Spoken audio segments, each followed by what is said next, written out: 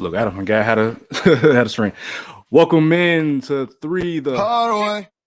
aka the three-man Jalen Week, aka the best big three since LeBron, D Wade, and Bosh live on YouTube. We already got, I think, 5 likes on YouTube. Let's run it up for today. If you don't know who I am the walking bucket providing instant offense. It's your boy Savage. Up here we got my main man, the coach on the sidelines, taking the school on and off the court, beating varsity players with freshman players. And when I say it's really shitty, it's really shitty. Shitty, what up?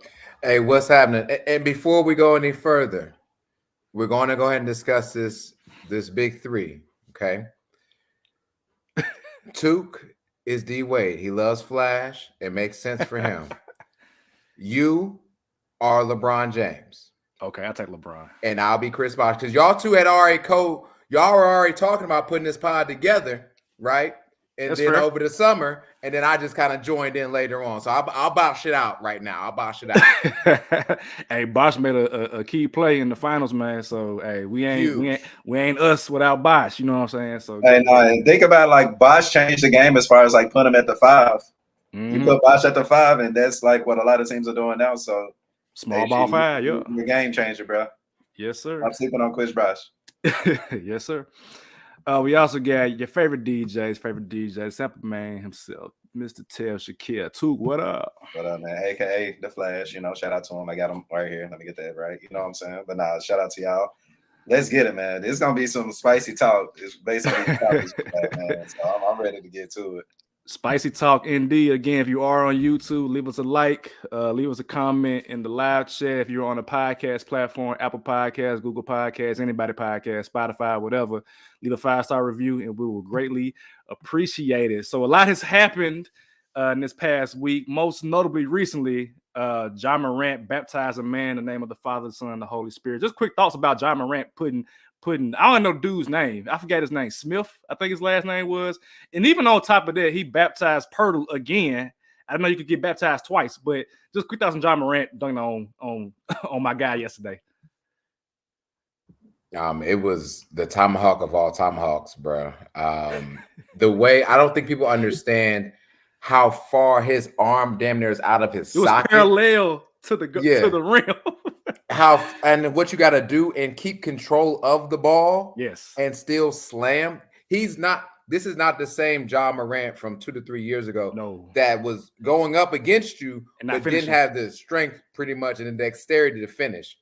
Now he's added that to his game, and like he said, if you want to jump, we can be viral. Yes, every time. Like literally, y'all, all I can do is literally just shake my head. You know what I'm saying? Just the entire play for just funs and giggles. Like for one, just look at it, and he got his signature move, like that crossover that he do.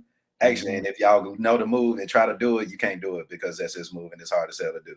But he manages to do it, and this isn't Ja Morant on a fast break. This is Ja Morant. I'm gonna hit you half court and cocked it back and yammed it. Shout out to Steven Adams for being there to help him. Yes. But that was one of the best dunks I've ever seen in my life. And he floated. He floated.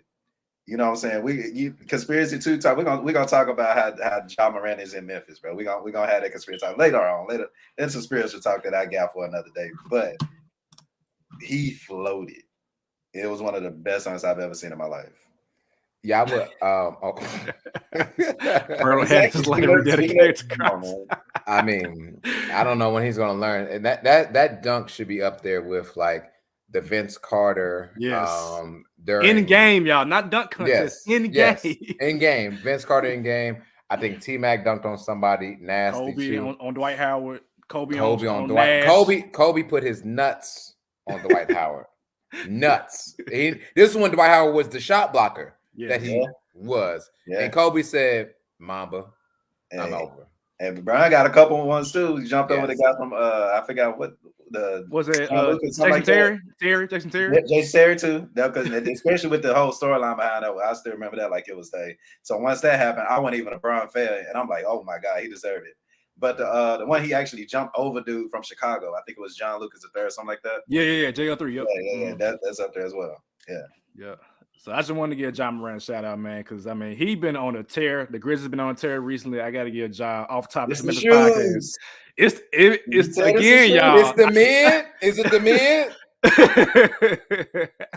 Again, y'all, do not jack the train. Please do not do it. But I'll say this: I better see Ja once a part of every Memphis basketball high school team. We need Ja ones for every team. I'm talking about from White Station to Westwood. I need everybody to have Ja ones for their team shoes. If you're not doing that, you as a Memphian are losing.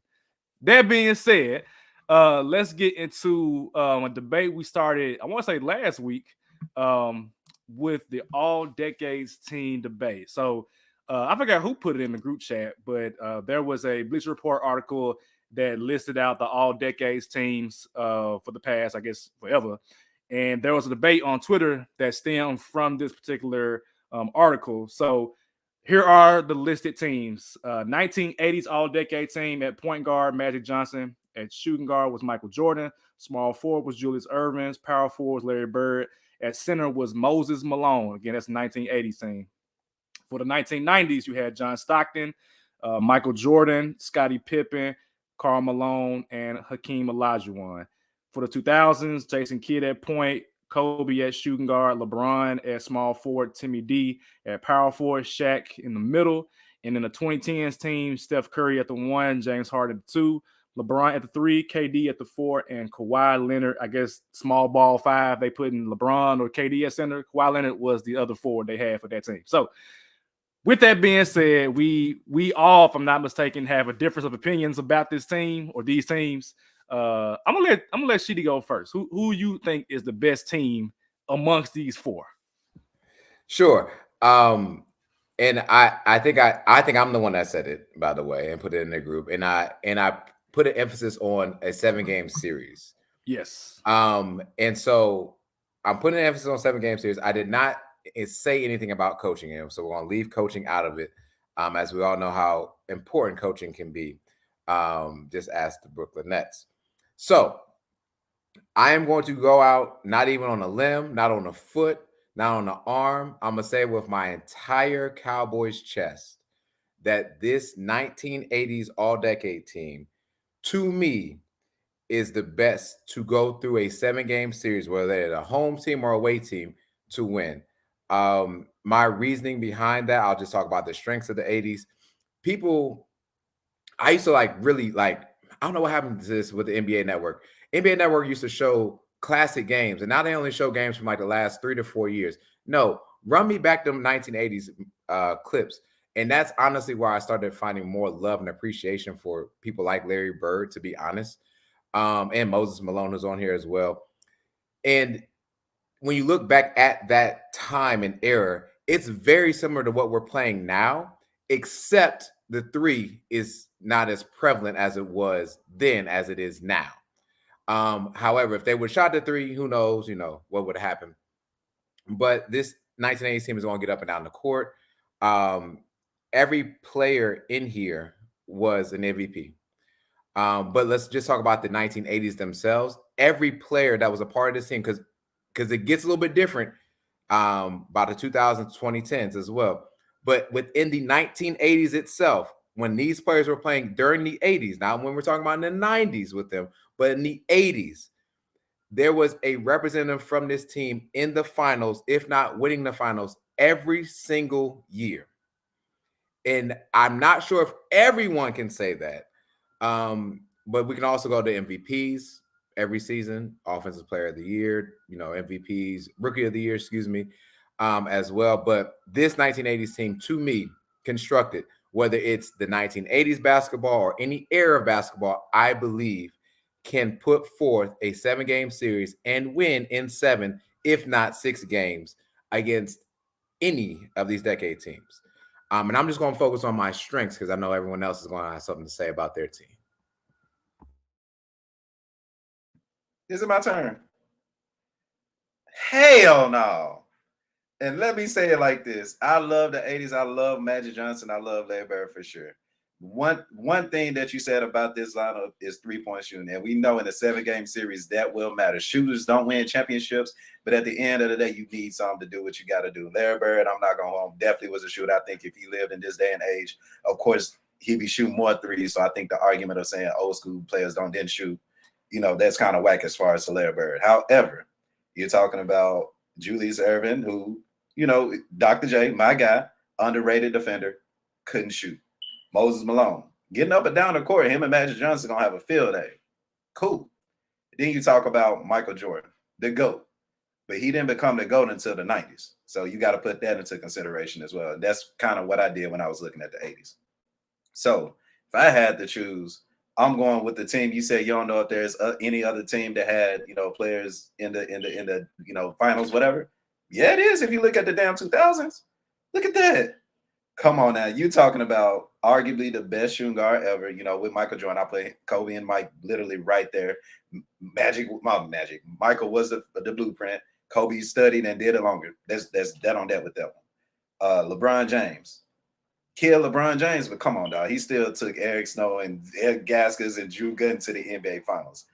Let's stop. Let's pump the brakes right there. Tim Duncan, the greatest power forward to ever to play the game.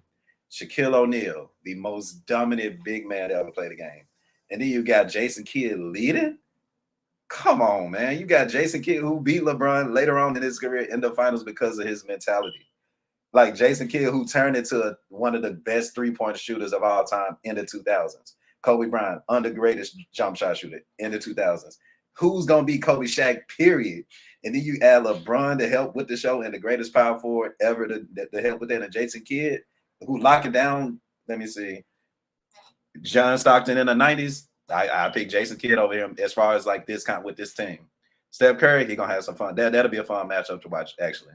And then Magic, that'll be fun as well. Magic kind of got him on the hype. But as far as like leadership, he going to get the ball to where it needs to be. He don't need the ball. He going to have one of them 10 rebound, 10 assist game that we used to see from Jason Kidd, and he going to get that dub. So if I had to pick, I'm rolling with the 2000s. All right. We got some comments here and there.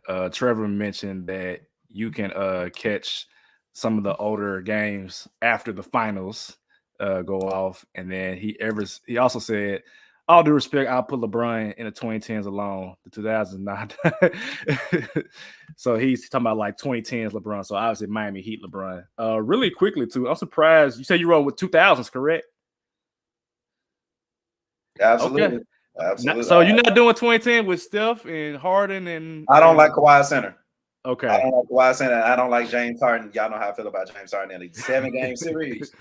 He gonna put up 2 for 30. No, hell no. That was the only 2. I'm not gonna disrespect Steph Curry and KD, who arguably could have been the best duo to ever play, but they didn't get the time in.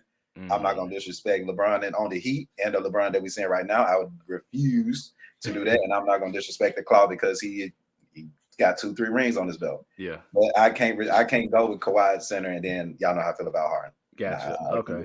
I just want to make sure because one, Steph Curry, that Steph Curry, that LeBron, Steph Curry. Oh, come on, and that KD, that's like the greatest versions of them folks. But it's only one basketball. I'm gonna have to actually roll with the 80s, man. I think that the 80s would figure out a way to beat these folks, man. Like Magic Johnson in his prime. Jordan, sure enough, was not in his prime, but that man put up 37 a game by himself. 37.1 a game. That's crazy to do for a young MJ. Then you get Dr. J, who was towards the end of his career, but still one of the best players to do it. Larry Bird, if you want to shoot it, hey, it's shooting right there with Larry Bird. And then Moses Malone, one of the best scorers from the center position that we've seen in NBA history. I think that the physicality of the 80s team, I think 2008, I think it goes 7 regardless. I think it's a 7-game series. I mean, Shaq, Kobe, who else they have in that team? Shaq, Kobe, Jason Kidd in his prime, with those New Jersey Nets, not Brooklyn Nets, New Jersey Nets. Exactly. Went to the finals. throwing lobs to Kenyon Martin and RJ.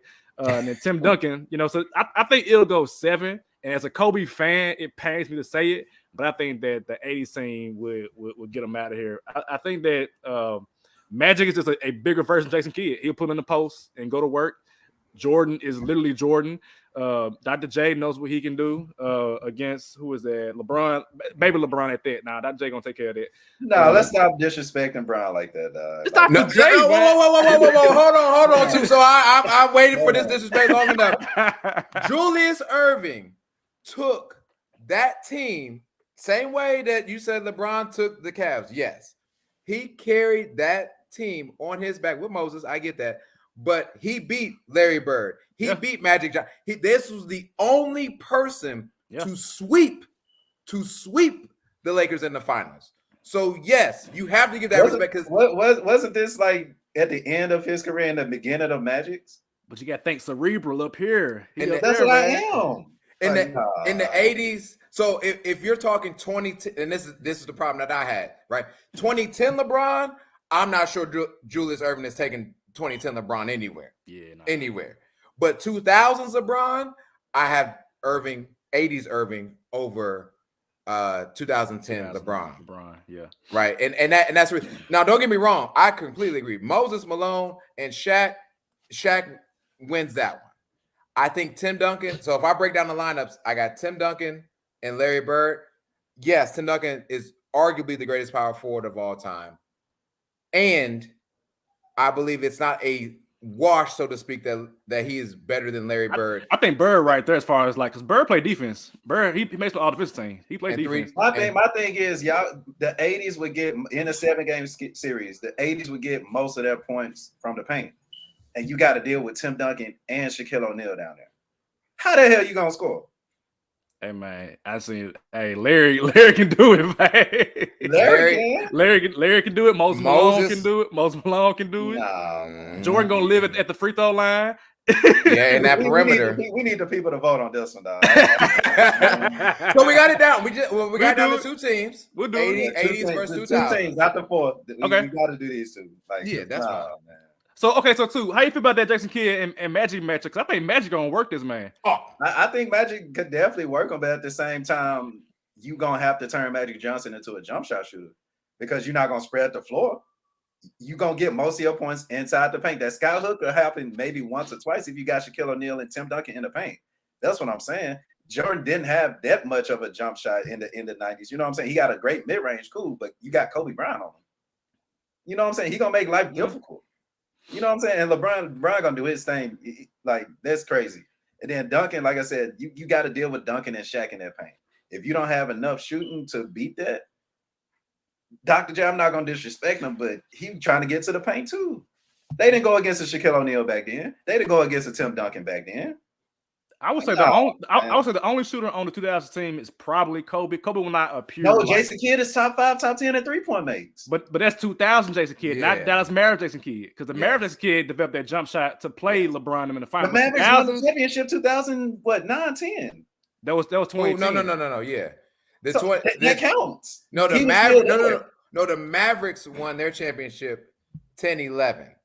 Yeah. The Jason Kidd that you're discussing is the assist Jason Kidd. Yes. That did get to 2 finals. I'm not sugarcoating that. That's the Nets going to 2 finals back to back. Right. Mm-hmm. And he was the assist person. He wasn't the jump shooting person that we're discussing. Yeah. I think you got to combine it all from that 2000 because he's still from that era. I'll look it up real quick. I'll look it up real quick. The best point guard in that era. You got it's a combination of both to me. You know what I'm saying? When you say combination, you mean like combining all of his stats? Yeah, like a combined. Well, then you got to combine all of Jordan's stats. Yeah, I'm doing it, but until the 90s. It was 2011 too, so they don't count. It was 2011. Until the 90s. That's what 2011. Jordan until he got his ass whooped by the Pistons in what? 1989, 1989, 90. Yeah. So like, I'm taking into all things consideration. Okay. Jason Kidd, like I said, in our time, Jason Kidd in our generation is arguably the best point guard in our generation. Arguably. And that's because he won. He took that Nets team to the finals. He beat y'all, even though that was like a year after, I guess, the 2000s, which was category me. But he was there. He developed a jump shot over time. He didn't have it with the Nets, but as his career went along through the 2000s, here is Jason Kidd's 3-point percent. Now I don't know how many he took. I had to look it up, but starting from let me see, New Jersey. Oh God, this need to be a story about his development. Exactly. He shot 18% from 3 in 2002. 32% in 2003, 20% in 2004, 36 in 2005, 30 in 2006. And then he turned up a little bit, 42, not a little bit, a lot, 42% in 07, 46% in 08. This is when he got to Dallas and they won the ring in 2011. But 44%, 32%, 37%. So he did in the late 2000s started hitting threes. So I give you that too. He did start hitting threes. Thank you, sir. So I'm gonna rest on that 18 though. That's an advantage Magic Johnson didn't have. You know what I'm saying? Mm-hmm. He made him a lot more from in the late 2000s. Mm-hmm. Late, for sure. I give him that. So I will give you that. Yeah, I give you that. I give you that one. So we're gonna go to the people, man. We can go to the people. Which roster or which all decades team was better? Was that the 1980s or the early 2000s? So we'll get to the people and see what they say. But obviously, me and Sheedy on one side, took on the other one. That's par for the course on this podcast. Took always an Iron Man now. It's how it always is. Hey, but the people love me apparently. They do. Yeah, they do. They do. All right. Let's get into some trade talk then. So we're coming up close on the trade deadlines a little bit after the All-Star break. I was doing my Googles as I normally do when I'm at work when I ain't doing nothing until the semester start back. I found an article on Bleacher Report. Bleacher Report always gets some love apparently. And there was an article that listed every NBA team and they had 3 targets that they should, try to trade for. Obviously, I'm not going to do the Hornets or any team that's trash, but I do, kind of piggybacking off what we talked about last week with contenders, who's moving up into the contender tier, who's right below the contender tier. So, yeah, I want to kind of look and see what teams need to trade for what based on what will help them or what will help them tank. So, give me an NBA team that y'all want to dive into first to see who they suggested to trade for, and I'll list out. Well, we can talk about what they need, and then I'll say who they should trade for based on this article. So give me an NBA team. Memphis, right? Memphis. We do Memphis first. Let me see. So if y'all were Memphis, who would y'all think would be a good trade option? You about to say DeMar. Or the kind of player that you need. Scorer, like I've been saying, a closer, DeMar DeRozan, Bradley Beal, Kyle Kuzma. I don't know if he can close, but he can definitely help with the lineup. Shoot, Kuzma had 47 and 7 the other day. I mean, come on now, Yeah. But yeah, just another score, another 20 point scorer. And if we ain't got to give up Dylan Brooks to get him, I'm all for it. So I'll say this: based on the article, there wasn't a primary type of scorer. It's more so shooting or additional off the bench scoring. So this is who they had listed. They had Jay Crowder, which is obviously popular for Memphis fans. Yeah. Gary Harris, again, a bench type of shooter. I said him last year. Okay. And then Alec Burks as an option for them. Basically, they all look the same kind of player. A shooting guard, they can defend, they can shoot mid-range shots, knock down a couple threes here and there. Not DeMar DeRozan. Price tag. Price tag. But I love that. I love the Gary Harris one. Honestly, like a year ago on the Starting Five, I believe I said him because even though he wasn't a perfect backmate for Jamal Murray back with the Nuggets, he still had a very solid career so far.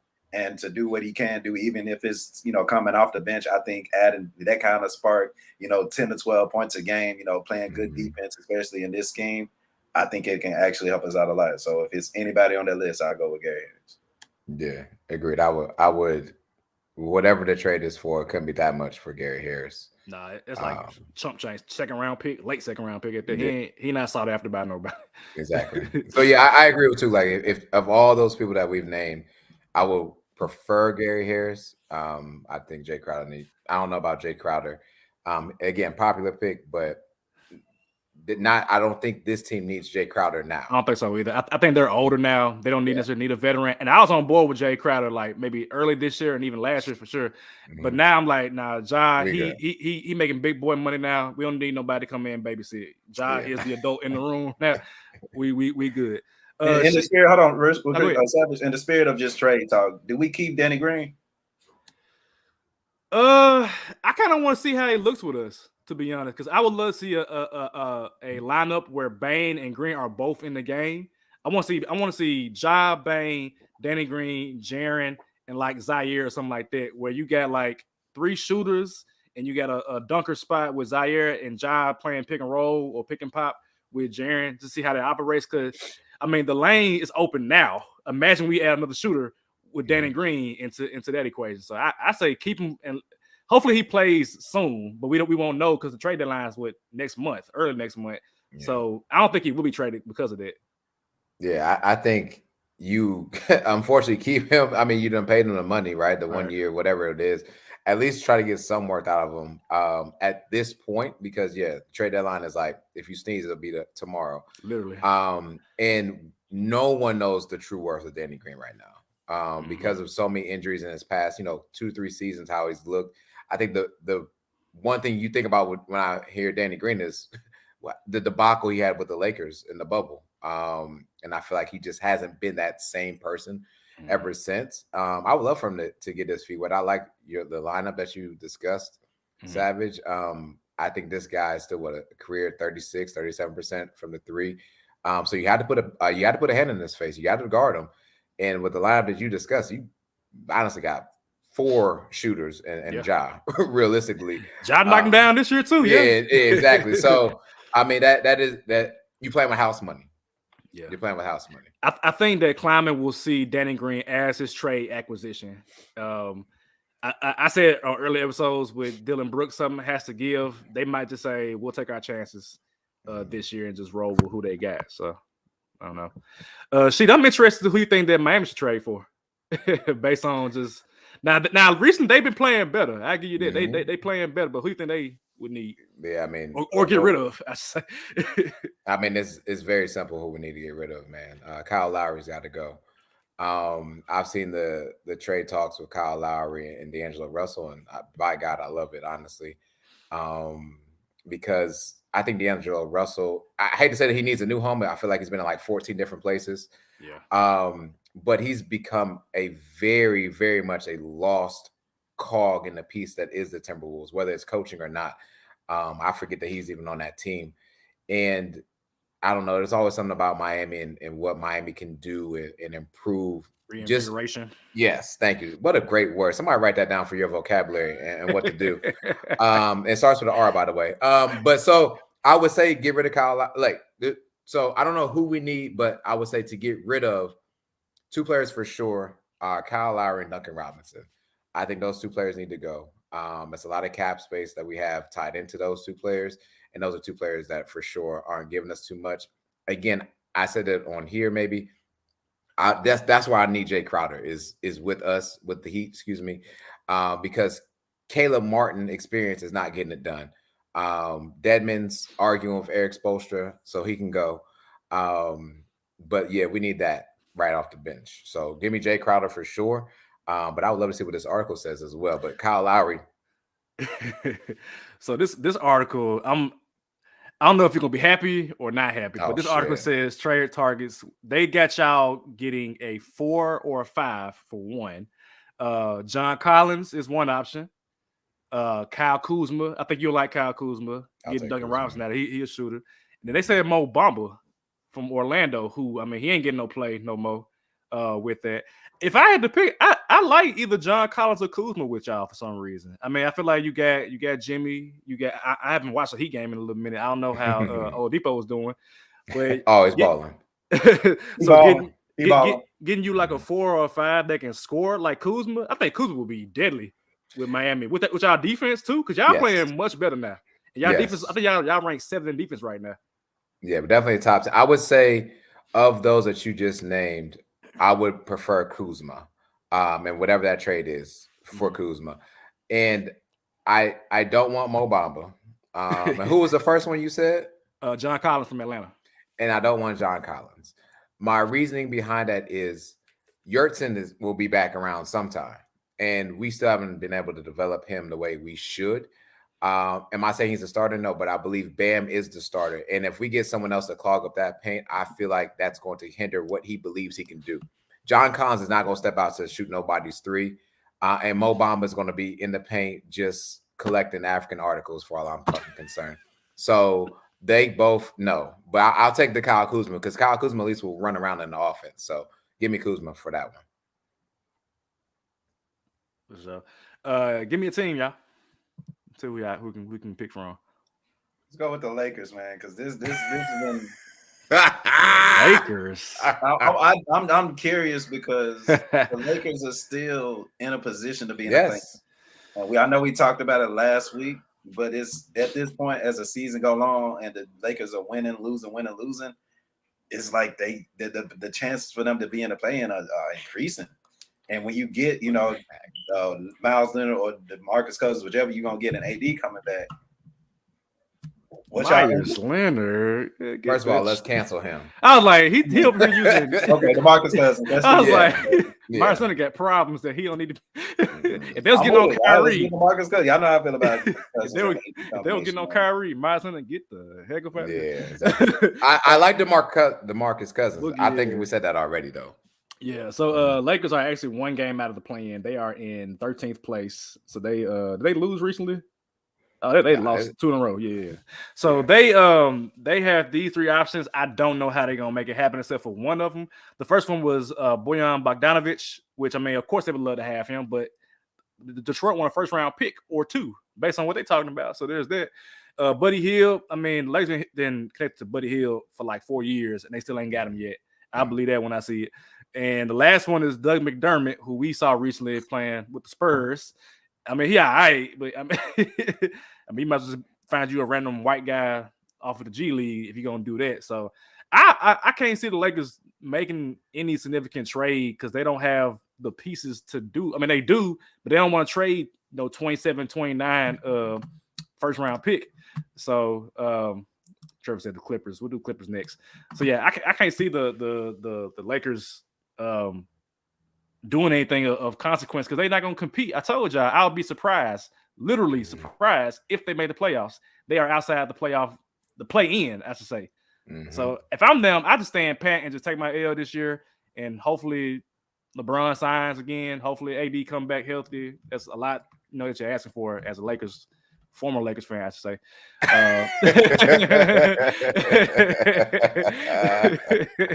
So yeah, I mean, I don't know. It ain't good enough for me. It was a bunch of trash that you just threw out there. Buddy Hield, no disrespect, but like you said, they've been trying to trade for Buddy Hield since he was in Oklahoma, for all I'm concerned. And so to me, I think you're right. They stay pat. They go get someone, like go get DeMarcus or go find someone else that's playing outside of the league and just roll with that. Roll with whatever AD's got for you when he gets back. LeBron is trying to turn on some type of playoff switch. You said that one game out of play, and then necessarily they're actually, and then 2 games out of being in the 6th seed.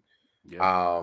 And so, I mean, you're playing with house money, to be honest. And Russell Westbrook's contract will be off the books as of next year. So that frees them up as well. But go get DeMarcus, please. Please. That's all I got to say about that one. Listen, it don't get no easier for the Lakers because coming up, their schedule looking. Yeah. So they got you get one. No, actually not even one. Well, yeah, one game. So you got Sixers, Rockets, Kings, Grizzlies, Blazers, Clippers, Spurs, Celtics, Nets. It ain't getting easy for them. So I wouldn't do it. I'm gonna do Clippers 500-ish. I think they can go 500. That wrong. You asked for a lot too. Yeah, that's respectable. I'm giving them 33%. Give them that Jason Kidd 3-point range. There you go. All right, so the Clippers, they got the Clippers are weird, man. Like I can't tell what the plan is for them or what they need. They need like a big man because I can't see Zubats. They need like a stretch big, I would say, because Zubats is cool, but it's not 2003, dog. Like you need somebody that can pick and pop. Or according to Bleacher Report, they put Kawhi center. What we talking about? And Kawhi is a seasonal employee, so yeah, we see how that goes. But for them, they got Miles Turner, Caruso, and Mason Plumlee. You already got Mason Plumlee and Zubats. So I don't know what they're doing. But I like Miles Turner, for defensive purposes. He can buy some shots, he can pop and shoot a 3. And Caruso, I can't see Caruso being traded by the Bulls. I think they actually like Caruso, but I think Miles Turner could be a good option. What y'all thinking? It's interesting you bringing up Pacers players because I honestly think that's one of the teams that's not going to do a trade this season. Really? Even though they have a bunch of tradable pieces, I think where Indiana is trying to get to is good, consistent basketball, which is somewhere they hadn't been in in a minute, in my opinion. Probably since the Paul George days. Now you got Tyrese, who you got your point guard of the future. You got his backcourt mate with Bud. They connection big good, and then Miles Turner is that pick and pop big that everybody in the league like. Even though and I think if they were to trade some, of course, it'll be worth it for them. But I think option one at this point would be to stand down. And what's funny is they actually got Indiana as an option to pick up Jay Crowder. I think I like that a lot for them to get a veteran player with that young team. And the playoff time too. I love it. So they got for Indiana, they got Crowder, Kuzma, and Collins. Honestly, if they can add any one of those, that's like an extra 15 points a game, and that'll help them in a long run. For this season, they may get past the first round for sure, but I think it was still one of them in the long run that'll help out a lot. Yeah, I can't remember what you said. Drake Crowder, John Collins. Who was the other one? Kuzma for Indiana. Golly, Kuzma got to go. Yeah, he's on everybody's report. I think Kuzma want to leave. To be honest, he's like, nah, let me go hoop somebody that can win a ring, man. That's why he's putting up so many points. He's like, listen, this is my value right now.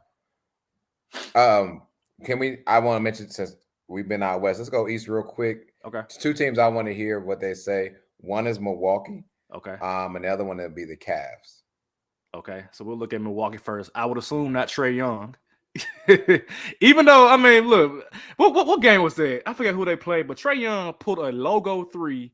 It was the last one. I was like, what is this? What is this? And then John Collins hit the game-winning tip-in. I'm like, again, Trae Young, I don't know. They need some type of coach that can, like, grab him by the collar and say, look, man, this ain't college. We need you to go to attack the basket. Let's get a smart shot. You're not Damian Lillard from 3. Like, don't do that. All right, Milwaukee. Okay, I like this one. You got Jordan Clarkson, aka Jordan Clarkson, Kenrick Williams, and Josh Richardson. Forget the last two. I like Jordan Clarkson. Yeah, I love Jordan Clarkson. Yeah, give me Jordan Clarkson because you need somebody else that can score. Chris Middleton, he is not himself anymore. You can partner Clarkson with Drew Holiday in the backcourt. I like that one a lot. Yeah, I do too. And it provides offense. I mean, Bobby Portis has been providing a lot of offense for them off the bench, and somebody else just went off for them too recently, like had a decent game, so to speak, for the Bucks. But Giannis is going to need help, and who knows when Middleton will be able. We talked about this last podcast. Who knows when he'll come back and what he'll look like. Right. But you know what you have in Jordan Clarkson. So I like that actually. Somebody that ain't gonna bust a grape in a fruit fight. He not. 0 for 4 from squaring up, but probably like 3 for 5 from 3. Yeah, talk about a 4 for 4. He's terrible. He's terrible. All right, Sheedy, what would you say that Cleveland needs based on just your interest in seeing what they trade for? Wing score defender, so to speak. If they can get that. Last podcast, I talked about how they only have 3 guards too. And all 3 of those guards are injury prone. Whether it's Spider or Garland or Gerald Levert, like they all have had some type of injuries here recently. And I would hate if one of them goes. Don't get me wrong. I think Ricky Rubio is still on the staff. Rubio's coming back. Yeah, just came back. Yeah, so I mean, just solidify at a small forward. Shoot, that's position. 4 guards injury prone. I think about it. Ricky Rubio always hurt. Yes. So they actually you hit around the money. They got Tim Hardaway Jr., Josh Richardson, and Gary Harris. Now I don't know. I mean, again, this is through the Hardaway podcast, so shout out to Tim Hardaway. But he ain't just knocking down shots like how he used to do, in previous years. But I mean, maybe a change of scenery will help. Gary Harris is a good option, and Josh Richardson is okay. I think from that list, I'll go Tim Hardaway Jr. just based on the fact that I know that he can do it from 3. But I guess he'll be in his right role as a backup shooting guard because in Dallas they need him to shoot threes and make them. And Dallas, I mean, Luka, we've been talking about this for almost 2-3 months. He needs help, and you're getting help in theory from Tim Hardaway, from Dinwiddie, from the other players, and they're not really just doing it how they should be doing it. That can help Luka. So I think Tim Hardaway will be a good benefit for Cleveland. I like it, but I think that even it depends on who they trade for, what they trade for him. Because even though the Cavs would need help at the forward position, they got a bunch of forwards. They got the Cedi Osmonds, they got Koros, they got a couple others as well. But you're not getting too much from them, and I think that Cavs are in a midst of what do we have with these two forwards, versus try to bring in Tim Hardaway, who may play 5 minutes one game and 30 minutes the next. I think that'll kind of be the situation he put himself into if you go to the Cavs. But I can be wrong. But I would pick Josh Richardson, honestly. Like, come in sporadically, do what you do, head to the bench, rather than, Tim Hardaway, who we don't know what we're going to get out of you. We play you 5 minutes, you give us 10, cool. We play you 5 minutes the next or 30 minutes the next game, we ain't going to get you nothing. So it is inconsistency right now. It's kind of iffy. Yeah. Quick question. How y'all feeling about the New York Knicks? I just want to talk to Sheedy about these New York Knicks because Jalen Brunson is hooping. I'm going to cycle real back to the Cavs real quick. If they were to stop and play right now, right, they would be playing the 76ers. And Lord knows I don't believe the 76ers are any type of contender. But you would need someone to challenge James Harden. And I like Josh Richardson to step in and be that. And I also think the Cavs' best lineup, so to speak, is when they go to that 3-guard lineup. And then have Evan Mobley and Jared Allen behind there because you're not coming past them. But anyways, to the Knicks. If the Knicks don't have Tim Hardaway Jr. on their list, they're mistaken. Because Tim Hardaway Jr. loves Madison Square Garden. If there's anywhere that he can start, so to speak, that would be the place. He loves that MSG light and feel. I mean, the Knicks have some tradable. Cam Reddish doesn't want to play there anymore. Yeah. And so I don't want to get rid of Julius Randle, Mr. Double-Double. Are we sure? I mean, man, trade now while the value is high. Do not believe this mess, y'all. Do not believe Julius Randle. I'm telling y'all, do it now. Do it now. And that's a former Laker coming. That's what it is. Yeah, I get it. Because this is not the same Julius Randle that was getting scored on by Dirk Nowitzki. At the end of the games, and Kobe was like, "Yeah, that's a butter." Hey, Randall had a yam on somebody's head the other day. I was like, "Oh, okay." Look, if you can trade for these players, get him out of there now. So this day option. Okay, and I like all three of them, to be honest. Number one, OG Anunoby, got a lockdown defender with Jalen Brunson. Number two, Zach LaVine, because you need some additional scoring. With again Brunson. Number three, Bradley Beal. I like any of those three options for the New York Knicks. I think the best one that I would pick from, I damn near would go Anunoby. I think Anunoby. That might cost a lot of money, a lot of draft picks. But I mean, New York. I mean, the way the team is playing right now, and it could just be a Thibodeau thing with them being in the season. By the time they get to the playoffs, it's a problem. But I think that OG is a Thibodeau player. He plays defense. He gonna play 36 minutes a game, and not gonna complain about it one bit. Can also shoot threes. He put about 20 a game, for the Raptors. And the Raptors, they ain't going nowhere this year. They said they better figure that out at some point by the deadline. So if I'm them, I'm going for OG. Give me OG Anunoby. Give me Zach LaVine, man. This New York, man, and it's excitement. Zach LaVine may yam on anybody at any given time, and he's a much better 3-point shooter than a lot of people give him credit for. I think he can be a better defender, especially in Tibbs' system. But it's just that star power that Zach LaVine brings. But I also would love, Bradley Beal there. But I think Brad defensively would be less than OG and less than Zach LaVine. And I think at this point, it's like with the Knicks, you need a player that can do both. I like with OG, but I'm not sure if they traded more for OG than Bradley Beal and Zach LaVine. Like, come on now. OG good, man. I like OG. Yeah, I would say for this, my problem I have with Zach LaVine, he's great with scoring. My only problem is I don't think he does well with another guard that's willing to score as well, so to speak. And Bradley Beal, he's doing it with DeMar. But there were reports about them butting heads, though. Okay.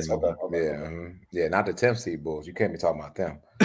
But anyways, I think OG will work, but also, if this trade were to happen, right, you're putting in some stock for OG and Tom Thibodeau in this system, and I don't think after this season, because they're not going to be contenders after this type of trade, that would be Tom Thibodeau's done. And so then what do you do with the team after that? Of course, you got the lockdown defender. And who was the third option? OG, Bill, and Zach LaVine. Bill needs to stay with Washington. I think Bill is just a taller version of Jalen Brunson. Like, I don't need that. No. I don't need a taller version who don't play defense and want the ball in his hand. I need either Zach LaVine, who can be off the ball, or OG, who, again, he worried about defense more than offense, but putting up 20 a game. So yeah. So I would say OG first and then Zach LaVine. Zach LaVine, I'm not saying that Zach LaVine is a far off second option per this trade, because I think Jalen Brunson would then have to dial in to be more of the playmaker instead of the score that they would need. And then that would make Zach LaVine more of the score and not have to worry about playmaking, so to speak. I think he's doing more playmaking, so to speak, for the Bulls, and he could just be a scorer if we were to trade it with the Knicks, depending on who they're trading for and with. Yeah. Hey, too. So with Brooklyn, with KD, I was just about to ask where Brooklyn at, man. So one, what's Kevin Durant's injury again? I forget what it was. I don't know if it was like some kind of PCL, something that apparently the same knee he messed up last year around the same time.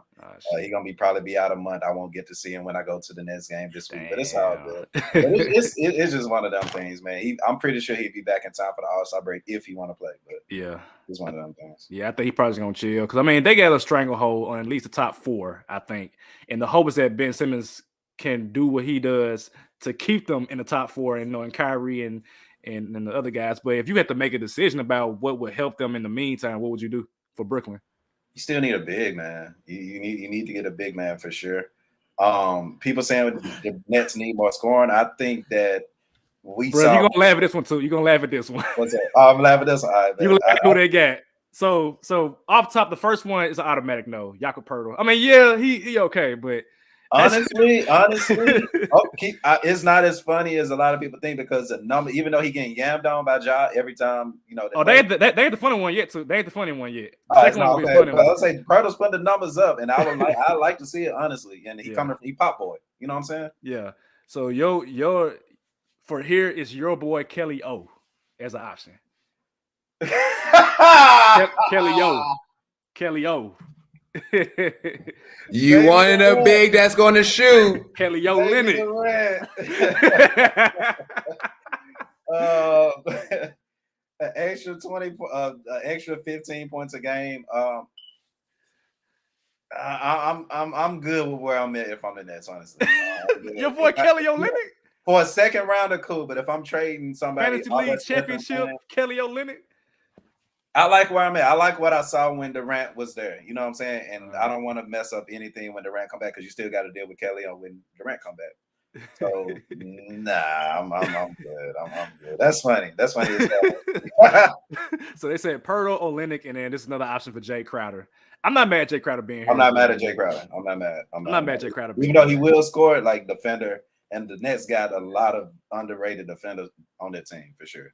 But they need a big man. They need. I love what Claxton's doing, dedicating. It's all the defense, just like JaVale McGee did with the Warriors. Mm-hmm. But he's too small, man. And you got to deal with Giannis eventually. You got to deal with Embiid eventually. Mm-hmm. Give me one more big. Now, if I could, Claxton's been doing all right. They got him in a DPOY count, the ladder. Yeah, I'm with him, but after that, it's like a drop off, and even then, I'm not there. I'm not with him yet. He giving me still somewhat Kevon Looney vibes. If you ask me who to pick between All-Star Looney, I'm picking Claxton for sure, but it's still the vibes. You know what I'm saying? Yeah. I will echo that same point in saying the Nets. Jacques Vaughn, I don't know who else is a big on that team on his bench. It's a rookie. I forget. Is some Sharp? D Sharp. I forgot his name. Shannon Sharp. It don't matter who's Sharp. Sharp cheese. It's no way because you really only bringing off Seth Curry, T.J. Warren, and Harris. Those are your primary three. Yeah. They also going with the lineup that I said that Ben Simmons had playing at the 5. They actually going with that more, but still, like in the playoffs, you gonna have to deal with Giannis or Embiid. That's true. Yeah. And so give me some more size, man. One more play, even if he off the bench. Nah, I'm looking at their depth chart. This is the depth chart for center. They got Nick Claxton first, Ben Simmons second, Dayron Sharp, who was the guy, Dayron Sharp, and then Markieff Morris. So yeah, yeah. Mr. Bag? Mr. Bag. Police. I mean, I think that Kelly Olynyk would be a good option for them. But I think Pirtle would be nice too. Yeah, I mean, it depends on what you want. Do you want the scoring big, which it sounds like you want. But Miami, you can take Dedmon off our hands. I'll give him to you for a 6. I'll take that. They don't even have that. I'll take Dedmon. I honestly take Dedmon. Yeah, he's going to hold down the paint and get rebounds and link out. So yeah, y'all can take him. All right, I got another one for you too. So these were. Well, I'm gonna do the first team. Well, no, I'm gonna ask you. Before you mentioned as a potential location for James Wiseman and where he could go. What options did you say again? What options did I say? Damn, I gotta remember the Grizzlies. I don't think going to Grizzlies. The Nets, and who was the third team? I think you said this team that I'm gonna say. Who? San Antonio. San Antonio, yeah. San Antonio got James Wiseman list. They got Wiseman, Cam Thomas, and Jackson Hayes for them. Now again, San Antonio ain't trying to win. No, and I think that getting Wiseman will help them not win, based on the fact that he's not a positive plus minus on the court.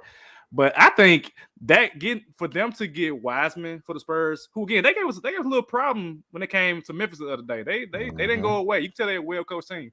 But I think that for them to get Wiseman could be a test run to see how it would look if they get Victor Wembanyama.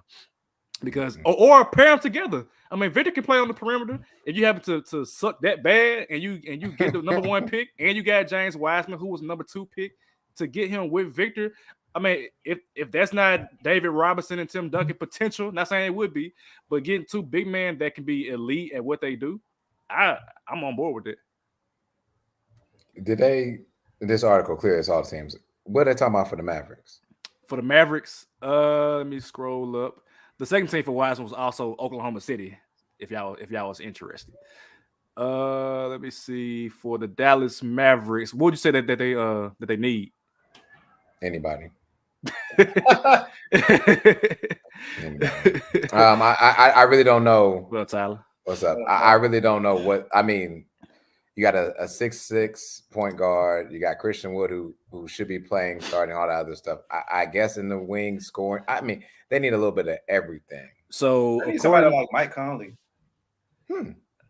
Okay. Tyler said the Spurs got nothing to give the Warriors. OKC is interesting. I like OKC as well for James Wiseman too. Just, again, another team that can be pick and roll. That could test run for Victor Wembanyama. Warriors will take Pirtle too. You said who for Dallas? Mike Conley. Somebody like Mike Conley. Mike Conley is the first option. Come on, man. Literally the first option. Boy. I promise y'all. Mike Conley, Kobe White from Chicago, and Caruso from Chicago. I think they need another point guard. They need another point guard in general. Kobe White is another guard, but Mike Conley actually would be perfect. A veteran. It's like the Jason Kidd move they made when they got him a couple years ago too. When they had with Dirk, just get a veteran point guard that can spell Luka in certain stretches, man. Because otherwise, like it's just Luka carrying the ball all day, and come playoff time, that ain't the move. It's what I call a balancing type of move. It's like when the Celtics when they got Brogdon. People understood why, but it's like you literally see, Brogdon doing this thing, and he can kind of put the pieces together when things are falling apart. Well, Luka ain't hitting shots, or Luka going crazy, whatever. Mike Conley can be that consistent playmaker that can give Dinwiddie or Christian Wood the ball if they can finally start Christian Wood, whatever. You know what I'm saying? But Mike Conley would be perfect on the team. Yeah, and I think Conley, to the point that you're making, also handles well with half-court offense, which is dominant of what those Mavericks play. They're a half-court offensive team. They're not a running gun type of team, and I think that works in Mike Conley's favor. Kobe White, and who was the other person? Caruso. I like them all, honestly. I like Kobe White's not there as far as veteranship, but he's still another ball handler that don't need the ball, to score. He'd be looking out for others. Dragic and Vooch to the max. I like Dragic. They old as hell, but you know. Look, we talked about Utah and white men. Hey, Dallas get them white men hooping too. I mean, let's be real.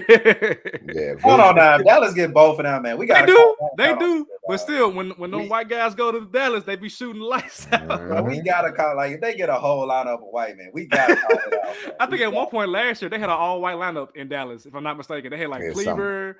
Luca, who else was down there? It was somebody. They had an all-white lineup, and they was hooping still. Yeah, I wouldn't be mad at the Vucci going down there. Jesus Christ, he don't play defense anyway.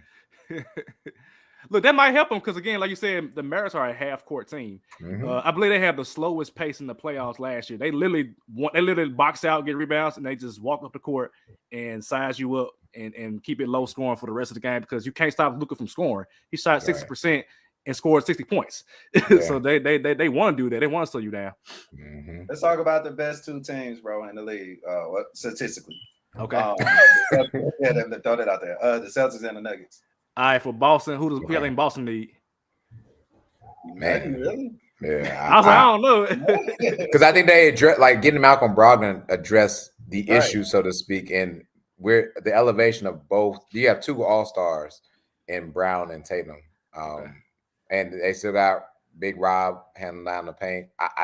It's hard for me to say. The options are about to say Jay Crowder. I was about to say Jay Crowder. The options are uninspiring. I mean, I agree with the assessment. They have Mo Bamba, a forward/center, Zach Collins forward/center, and Kenrick Williams. I think they do probably need a big man with size probably.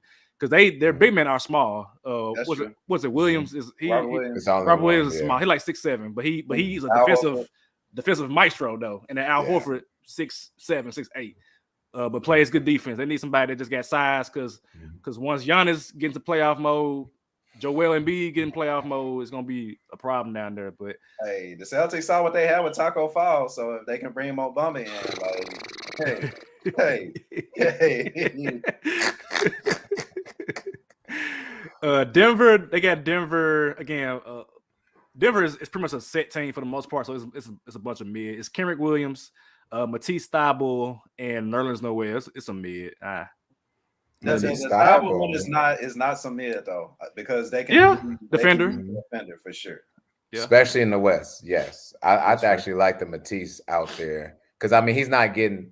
I think Maxi's back right for the 76ers. And so the Thybulle minutes are going to be diminished because Melton's been showing up for them time and time again. Fair enough. And so I think Thybulle over there, and you got him either coming off the bench or whatever with Bones. I kind of like that actually because Bones is long. You know what? That's right because Joker ain't gonna play on defense. He just getting them rebounds. So that's a fair assessment. So did you have New Orleans as a contender? Well, I'm tripping. I did. You did? Okay. Fair. They got them with Mo Bamba and Zach Collins, just as I guess another big man, and DeLon Wright, another tall ball handler type player. Mo Bamba getting up out of there from the looks of it. He getting up out of there. Mo Bamba, get Mo Bamba out of there. I can see him because JV is not a defensive center, and they can use that help in the paint for sure. So, Did we talk about Cam Reddish yet? Yeah, he's on the Knicks. They need to be gone. Where they got his trade deadline? I'm looking at again at the Oklahoma City one. They got Cam Reddish as an option down there.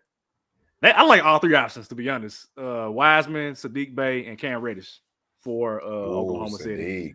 Sadiq Bey is a shooter that they can add, and Reddish. Honestly, Reddish is more of a scorer than a shooter. But the Thunder, I won't say I underestimated them. With SGA, we talked about it last episode with the start bench cut, and I actually cut SGA based on winning.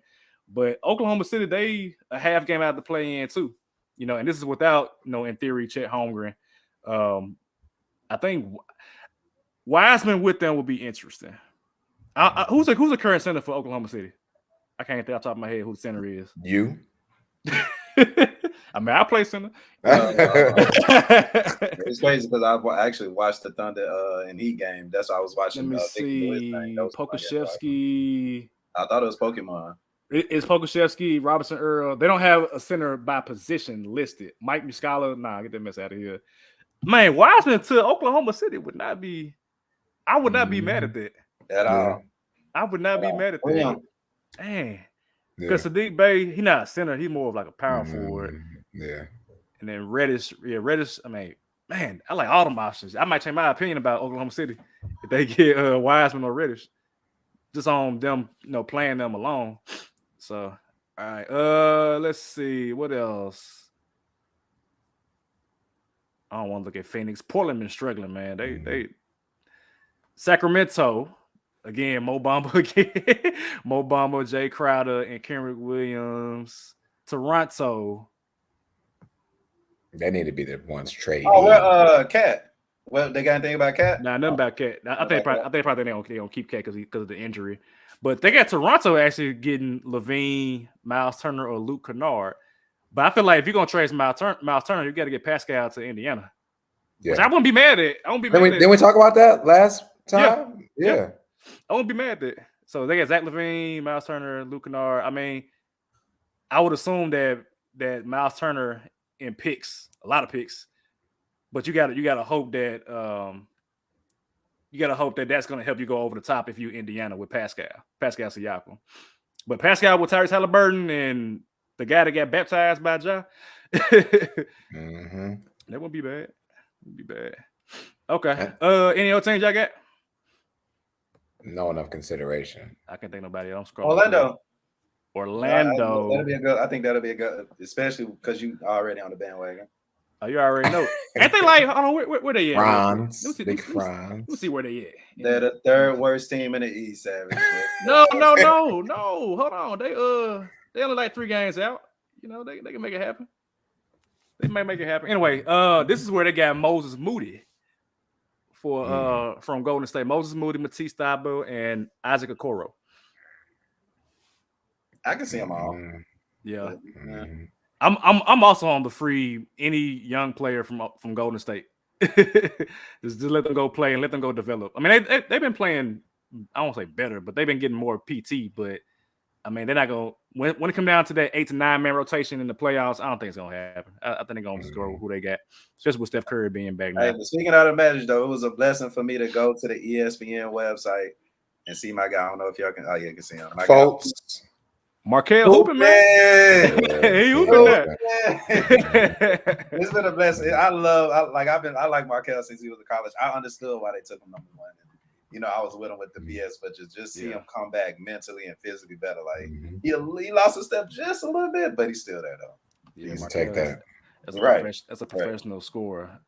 Let's get into the last segment. The dunk contest came out. And they recently said that they were going to allow some G League players to actually be in the dunk contest. So the people that have been full of G League players at this point. I'm like, look. So here's who they got as far as like the rumored players. Well, confirmed is KJ Martin, the son of Kenyon Martin, which again, if you want to feel old, that's how you can feel old. Shaedon Sharpe from the Portland Trail Blazers. And they got Mac McClung. We all know Mac McClung from Georgetown / Texas Tech. But the short white guy with the hops is who they got as the third participant. So, one, how do y'all feel about the dunk contest allowing G Leaguers into the dunk contest? And can this man win? I feel like this is going to be the perfect opportunity for the G League to showcase their quote unquote talent. It'll be a great marketing scheme for players who don't get drafted into the NBA, who got bunnies to come and try to show it.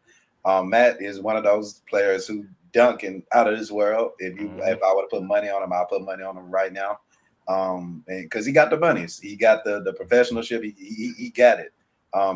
Sharp, I think it'd be good competition as well. He got some moves on him. Martin, I think hopefully is not one of them game dunkers. As far as like showmanship, I think McClung and the G League had a perfect opportunity. And part 2, no, Ja Morant should not be in the dunk contest. Nah, I'm good. I'm good on that, man. With what we get on a nightly basis. Yep. I wouldn't want to see Russell Westbrook, even if it was in the past, I wouldn't want to see him in the dunk contest either.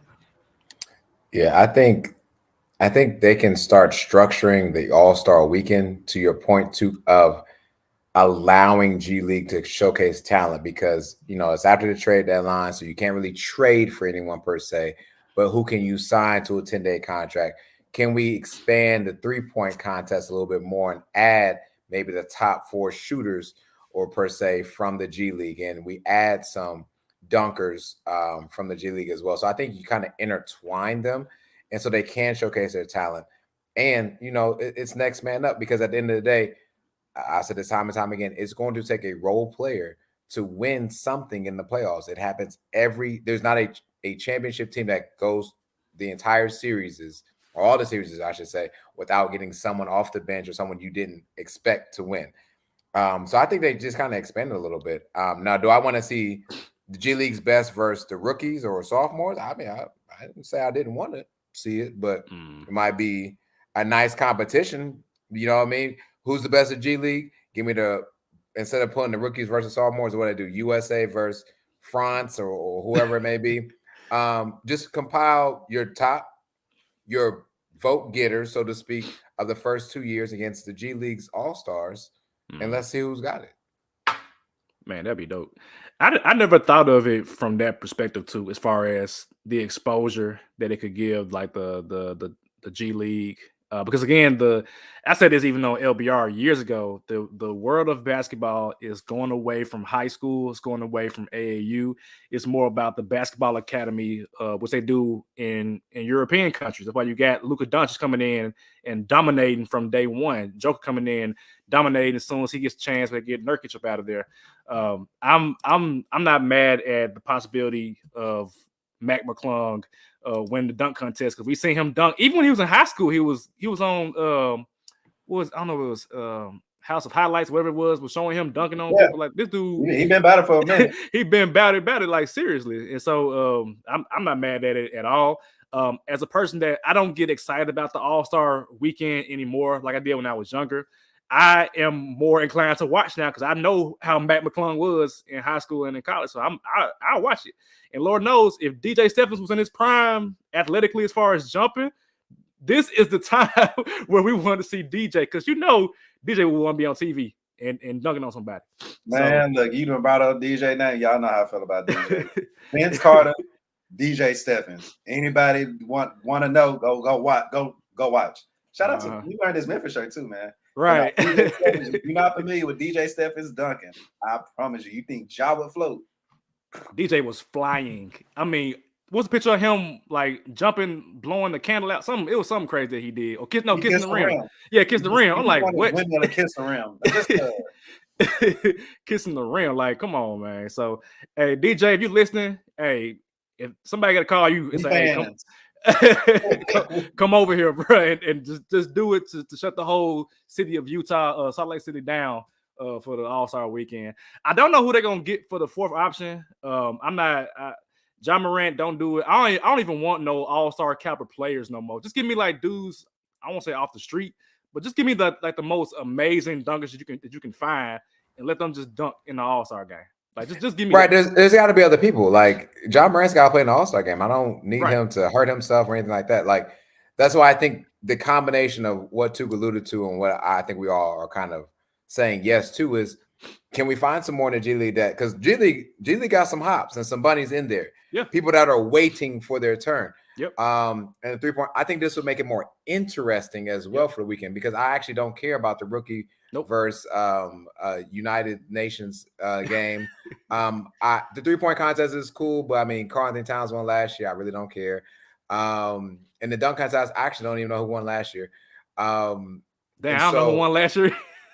Who did win last year? It wasn't two, because he's gone. And then like you add, like I said, have all that, because I think it will allude to a better or foreseeable All-Star game too. But I like how the All-Star game format is set, especially with the change of the format. But the back end getting there, man, just bring them G Leaguers up. What is it going to hurt? Like nothing. Nothing at all. Yeah.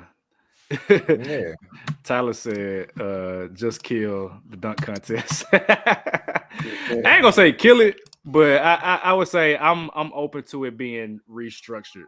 Because I mean, for me, I don't care who's in the dunk contest as long as the dunks are amazing. That's all I care about. I don't care about windmill between the legs from Ja or Zion or whoever. As long as the person that's dunking the ball is going crazy, that's all I care about. Man, we older. They for us, man. All-Star Weekend is for the kids.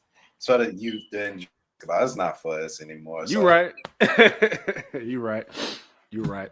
Triple mentioned Anthony Simons. I saw Anthony Simons. That man got facial hair now. Look at him growing up. Oh no, he said Obi Toppin. Okay, Obi Toppin. I'm cool with that. He ain't doing nothing else in New York anyway. Nothing. Might as well let him do something and get his earn his paycheck. You know. Yes, agreed.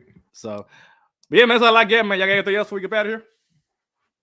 Nah, defund 2K, bro. It's a goddamn shame how much money we pay to play that video game.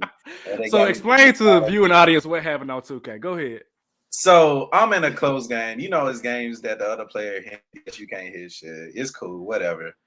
It's a close game. The guy goes and get an and one. My computer, John Morant, fouls De'Aaron Fox. So down one, cool. De'Aaron Fox missed the free throw, still down one. Perfect opportunity for a fast break opportunity. Ja passed the ball to the Bane. Bane passes it to a Jaren Jackson Jr. who has his takeover, and he misses the wide open. Oh, he was a takeover. Damn, I didn't realize he was a takeover. Yeah, he had his takeover, missed a wide open dunk, and I lost the game by one. Defund 2K. So how do you feel about that? Do you feel like you're gonna continue playing the game this year, or you're gonna wait till next year? Like seriously? I mean, hell, I'm on because I ain't got shit else to do. But at this point, I expect 2K to mess with me in some kind of way every night on a nightly basis. So I just go in with a different mentality. You know, I roll me something, and got my water next to me. I just play with the homies, bro. Play with the homies. But that's a goddamn shame. Like, that's the only one basketball game left. Live ain't doing nothing. They took the show away, which was actually pretty fun. And this is it. So you get all the basketball money. Make a better video game. Simple as that. Simple as that. Hey, maybe one day NBA Live will come back. I don't know. And I'll be Team Live. And you went viral too. I mean, you got a lot of people. Everybody felt my pain, bro. Everybody felt my pain because I'm pretty sure I'm not the only one. I'd be surprised if pain, exactly. I'd be surprised if I'm the only one that has some kind of situation that happened like that. I play 2K sparingly now, so I don't get as much emotional distress from 2K anymore. But there are times where I'm just like, you know what? Don't even worry about it because it's just a video game. And we're going to leave it at there. We're going to leave it at there, y'all. Thank y'all for tuning in. 2K is life, man. Ball is life. 2K is ball is 2K. 2K is life. Thank y'all for tuning in. Hey, if y'all playing 2K, pray for your mental health. That's what I do. So we will see y'all next one. Stay safe. Be blessed. Peace.